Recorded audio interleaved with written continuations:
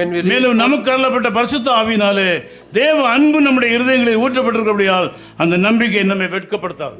that belief will not put us to நீங்கள் shame. இந்த இயேசு கிறிஸ்துவை பரிபூர்ணமாக நம்பும்போது, When you believe this Jesus completely, கன்னிமரியாளிடத்திலே பிறந்த இயேசு கிறிஸ்துவை தேவகுமாரன் என்று பூர்ணமாய் நம்பி அவரை உங்கள் இருதயத்திலே ஏற்றுக்கொள்ளும் போது, when you believe this Jesus and receive him in your heart, பிதாவாகிய தேவனிடத்திலே பிரவேசிக்கும் கிருபையை இரக்கத்தை நீங்கள் பெற்றுக்கொள்வீர்கள். you receive the grace to enter in the presence of God. இது எல்லாவற்றின் மேலேயும் இந்த தேவ கிருபை உங்களை உங்கள் வாழ்க்கையிலே வெட்கப்படுத்தாது என்று தேவனுடைய வார்த்தை சொல்கிறது. Above all, this grace of God will never put you to shame. தேவ அன்பு நம்முடைய இருதயங்களில் ஊற்றப்பட்டிருக்கிறபடியால் அந்த நம்பிக்கை நம்மை வெட்கப்படுத்தாது.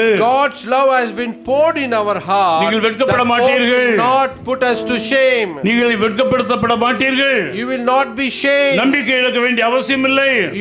You no need to lose your faith. நம்புங்கள்.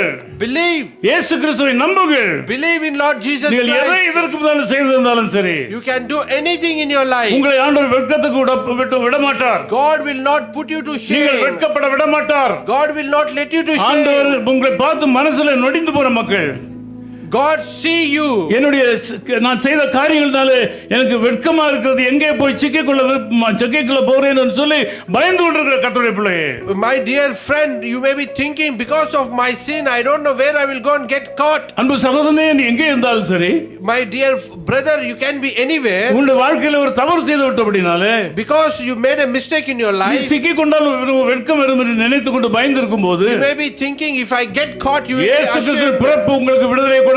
Lord Jesus' birth can give you deliverance. கடவுள் உங்கள் மத்தியிலிருந்து உறவாடுவார்.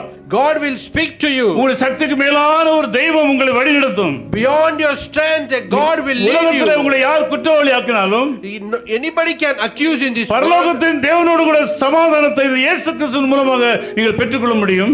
Through Lord Jesus Christ, you can receive peace with God. உங்களுக்கு சமாதானம் கிடைக்கும். You will receive peace. நீங்கள் பரலோகத்தின் தேவனுடைய பிள்ளை நீதிமான்கிற சிலாக்கியத்தை நீங்கள் You will பெறுவீர்கள். receive the privilege to say you are the child இந்த of கிருபையை Heavenly தேவன் Father. உங்களுக்கு இயேசு கிறிஸ்துவின் மூலமாக கொடுக்கிறார்.